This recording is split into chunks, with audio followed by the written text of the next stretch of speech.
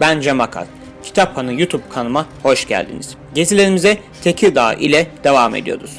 Sadrazam Rüstem Paşa tarafından yaptırılan külliye, cami, medrese, kütüphane, çiftehamam, bedesten, kervansaray ve imaretten oluşmaktadır.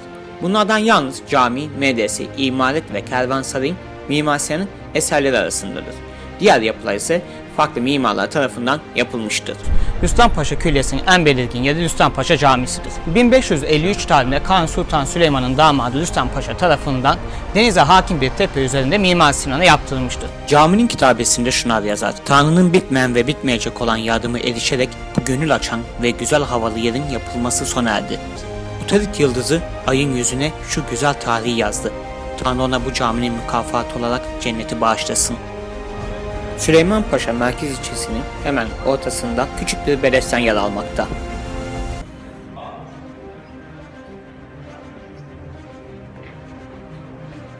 Tekirdağ'ın eski camilerinden birisindeyiz. Hemen şehir merkezinde bulunan eski cami. Bu caminin yerinde başka bir cami bulunmaktaydı. Ancak cami yandığından dolayı 1830 yılında Zahire Nazırı Ahmet Ağa tarafından bu cami yapılmıştır. Eski caminin yerine yapıldığından dolayı da eski cami ismi olarak da kullanılmaktadır.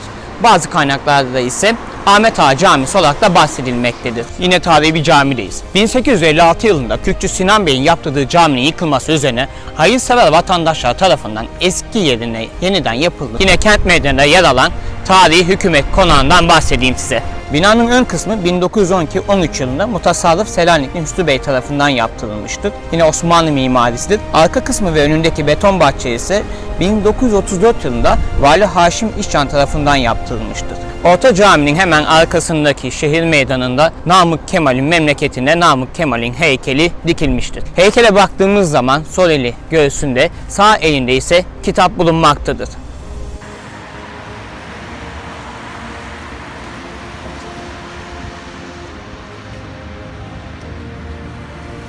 Bu çeşme 70 yıl önce yapılmış ama mimarisine ve dokusuna baktığımız zaman sanki yüzlerce yıllık bir çeşme.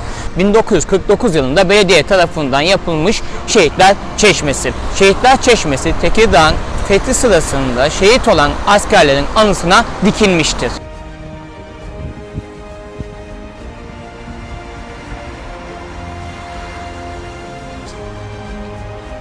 Hürriyet Çeşmesi hakkında hemen bilgi vereyim. 1908 yılında Tekfurda yani Tekirdağ Mutasarrıfı Adanalı Ömer Ali Bey tarafından 2. Meşrutiyetin ilanı üzerine Abide-i Hürriyet adıyla yaptırılmıştır.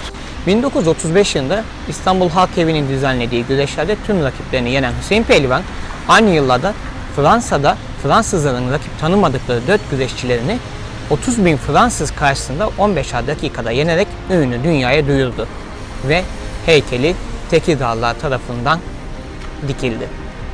Tarihi Süleymanpaşa Belediyesi'nin önündeyim. Süleymanpaşa Belediyesi, dönemin belediye reisi Mehmet Adil Bey tarafından Paris Belediyesi örnek alınarak Ermeni mimar Bogos'a yaptırtılmıştır.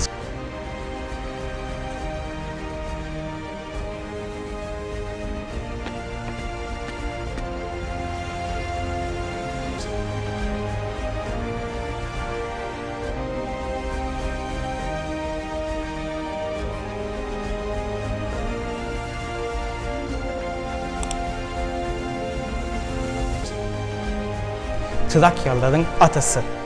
Karşımızda gördüğünüz gibi yüzü canlandırılmış yani etlendirilmiş Trak kralı.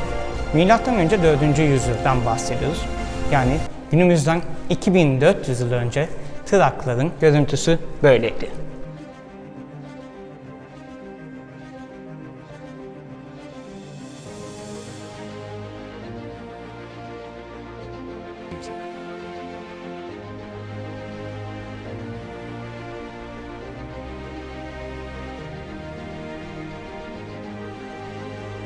Şimdi Tekirdağ Arkeoloji Müzesi'nin bahçesindeyiz. Bu bina 1927 yılında Mimar Kazım Tahsin tarafından yapılmıştır.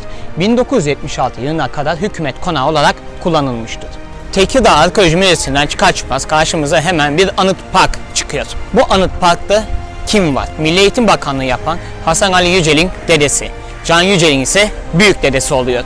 Peki neden dolayı buraya anıt dikilmiştir? Can Yücel'in büyük dedesi Yarbay Ali Bey, Ertuğrul Fırkateyninde şehit olan askerlerden birisiydi.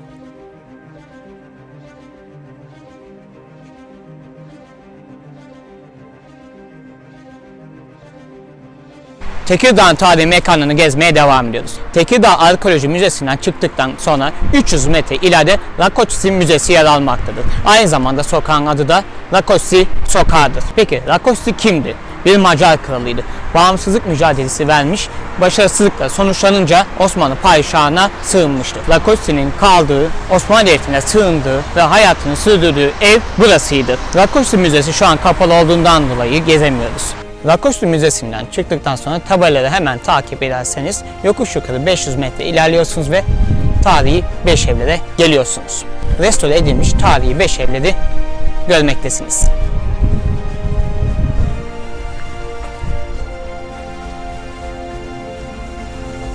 Tarihi Yalı Hamamı şimdi restore edildiğinden dolayı kapalı.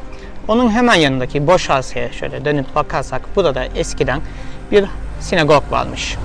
Şimdi Namık Kemal'in evindeyiz. Ancak burası Namık Kemal'in gerçek evi değil. Şimdi ondan bahsedelim. Vatan şairimiz Namık Kemal'in 1840 yılında Tekirdağ'da doğduğu evin yakın çevresinde eski Tekirdağ evleri örnek alınarak Namık Kemal'in hatırasına Tekirdağ Namık Kemal Derneği tarafından 1993 yılında yaptırılmıştır ve 1994 yılında da hizmete girmiştir. Namık Kemal'in ne yazık ki doğduğu ev yıkılmış ve toprağa karışmıştır.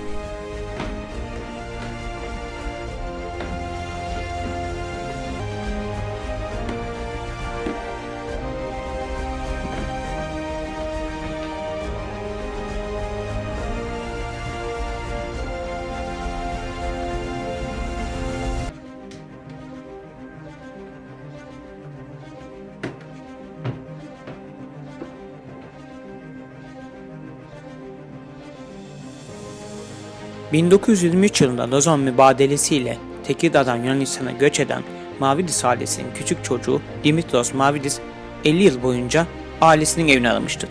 Tekirdağ'da kimsede bulunmayan fotoğrafları toplamış ve topladığı fotoğraflardan birisinde evini bulmuştur. Bulduğu bu ev bugün eski Tekirdağ Fotoğrafları Müzesi olarak kullanılmaktadır.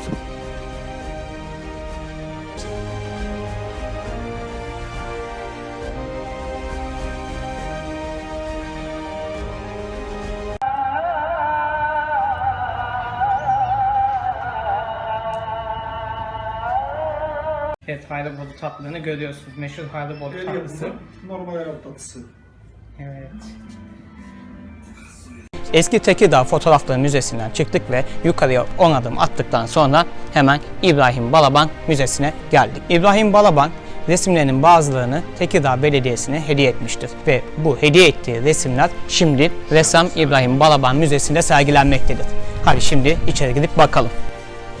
İbrahim Balaban'ın 2015 yılında Nazım Hikmet'i çizdiği portresi. Tekirdağ Süleymanpaşa Belediyesi tarafından açılan müzede Nazım Hikmet'in cezaevi arkadaşı ressam İbrahim Balaban'ın belediyeye bağışladığı tabloları ve kişisel dokümanları sergilenmektedir. İbrahim Balaban resim yapmaya 16 yaşında Bursa cezaevinde Nazım Hikmet'in öğrencisi olarak başladı. Müze 7 Eylül 2018 tarihinde de ziyaretçinin kullanıma açılmıştır. Tekirdağ Süleymanpaşa ilçesinin İnecik Mahallesi İnecik köyündeyiz. Zamanında buraya Evliya Çelebi gelmiş ve seyahatnamesinde çeşitli bilgiler vermiştir. Ben de Evliya Çelebi'nin peşine düştüm ve İnecik köyüne geldim. Mirliva Hüseyin Paşa 1498 yılında bu camiyi inşa ettiriyordu. Şimdi yıkanmaya. Erenler Hamamı. Osmanlı Devleti döneminde kalmış olan Erenler Hamamı'na bir gidelim diyeceğim ama kapalı. Onun için de yıkanamayacağız. İnecik köyünü gezmeye devam ediyordu. Arkamda gördüğünüz Roma İmparatorluğu döneminde yapılmış olan bir köprü. 2000 yıllık olduğunu söyleyebilirim.